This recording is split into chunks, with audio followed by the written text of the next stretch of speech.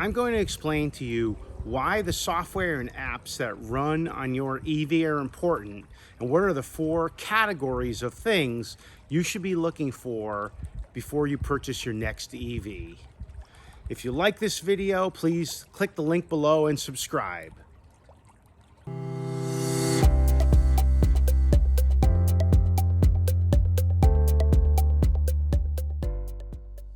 Before I bought my first EV, I didn't really think about the software that was running on the vehicle, but you really need to. And there's a few reasons why. Vehicles today are really like computers on wheels. And that's one of the things you need to think about. And I'm going to explain to you in a very simplistic way why the legacy manufacturers are struggling. All right, so here's a really simple comparison. Let's imagine that you have a phone that has a really, really small battery. And because the battery is so small, you have a very limited number of things that you can do because it's gonna die, right? So if that is the constraint that you're under, you're almost incentivized not to put software on there, right? Not to do other things because the battery just doesn't support it. And honestly, that's what an ICE vehicle is like versus an EV is sort of like a modern smartphone. The battery is significantly bigger, and because it's larger, you're able to do so many things. And although you might say, hey, that's not a fair comparison, the reality is that it is, because the 12-volt battery in an ICE vehicle is only going to take you so far. You can only literally run so many things on it. Whereas when you have this huge battery that's orders of magnitude, multiple orders of magnitude bigger, you're able to run a lot more electronics, run a lot more software, and it's a much better experience because of that. And all the newer EV organizations have figured that out. Tesla being the leader, obviously, where they recognize that they could have all kinds of apps really upgrade what is expected of a vehicle, the software that runs on it, and the apps. Now, I mentioned that there's four broad categories for software that you want to think about when you're looking at your new EV, and let's just go through them. The first one is charging, not just charging and how to set it up, but also when you're on the road, what are the options for you in terms of the infrastructure that's out there. The second point is over-the-air updates. Now, everybody has a phone. You guys know you can get app updates and so on. It just seems so straightforward, but this is not a given. And I really would encourage you to make sure you dig in on that. The third item is control and what you can do from the app. And your existing car may not even have an app, right? Likely it doesn't if it's an internal combustion engine. But, again, with EVs, the platforms, there's so many things that you can do with the really good ones. So that's something to make sure you understand. And then the fourth one are just kind of the other amenities category, and I'll get into what that means, but things that you previously hadn't had before on your vehicle. Okay, first item is the charging category, both charging and the charging stations. So first thing is you just need to make sure that you can schedule charging. I've actually seen that some apps still don't have this capability on cars, which I think is just crazy.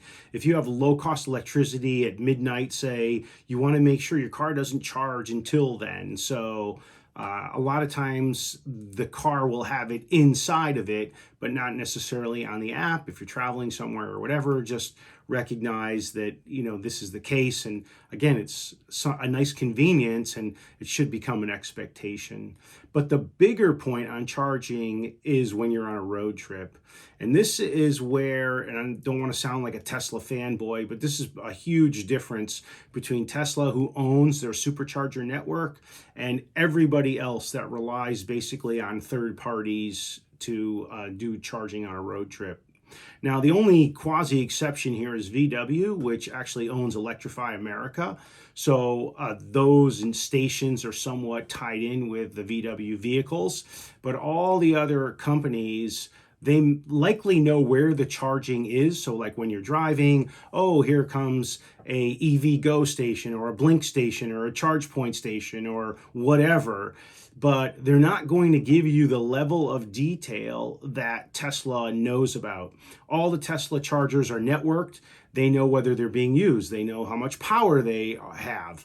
And so all of that information is fed back, instantly available in the car. I actually took a road trip once where I was going to stop at a charging station, and the car told me, nope, there's nothing available here. In another 10 miles, there's another supercharger. Go there because it has very few cars. That's not going to happen with all these other vehicles. I think that's highly unlikely. I'm sure they're going to be networking and adding this type of capability, but that's something that I would really, kind of get your arms around and just be aware of. The second category is over-the-air updates. Now, this is something that cars previously, especially ICE vehicles, haven't had. If you needed an update, you pretty much had to bring it to a dealer.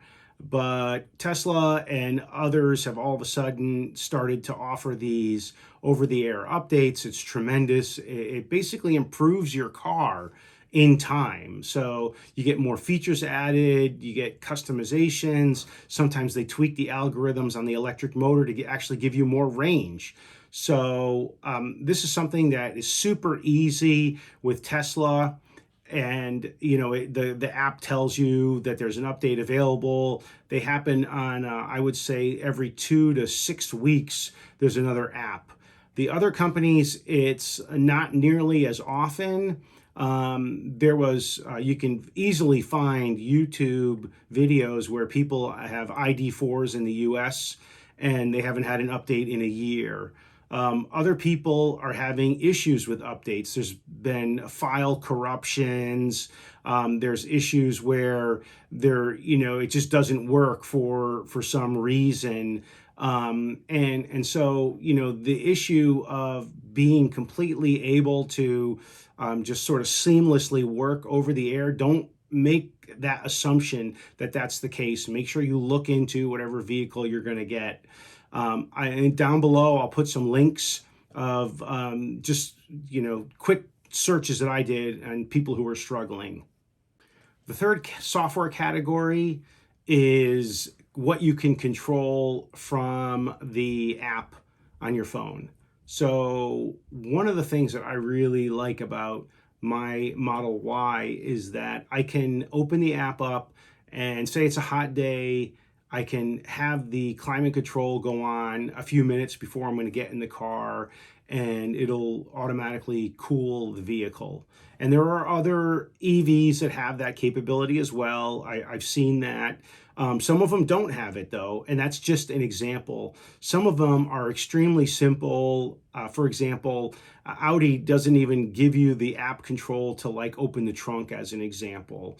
So again, just think about what are the things that would be very convenient for you in terms of not just opening, making sure the doors are locked, right? You step away, geez, did I unlock it? Instead of having to go back to the car to check, just do it on your app. So make sure that the basics are covered. All right, the last category, the fourth category, are just what I kind of bucket as amenities. And these are others. Just to give you a few different examples, Tesla has something called a Sentry mode.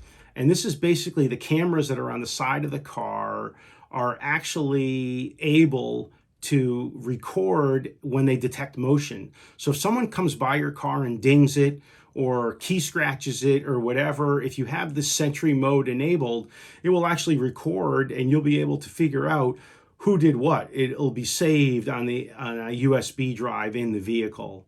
Rivian does have something like this. They just introduced it, but many other companies don't have that. So that's one example. Another is when you put the blinker on to change lanes, a vehicle like a Kia and a Tesla, they actually have the camera show up the blind spot. So actually a little window, what the camera is seeing comes on the main screen so you can see is someone in your blind spot. Again, very few vehicles have that. It's really a nice feature. I would say a couple of others like summon mode, where the car will come to you. That's something that is of high interest that people like. And one of the things that a lot of people love on the Tesla is when you're on a road trip or you're just using the supercharger, you can watch YouTube, you can play Netflix or games or whatever. To some people that's important, but to others, it may not be. But this other category of amenities is just something for you also to consider. Well, I hope you now have a better understanding of why the software that runs on an EV is so important, and it's such a critical part of really raising what the vehicle is. So please look out for these 4 categories, whatever you're looking into. And this should definitely be one of the criteria that you use when you're making a decision to purchase your next EV. Thank you for watching this video. If you found the content interesting, please click the like button and subscribe. If you have any questions or suggestions for future videos, please put them in the comments.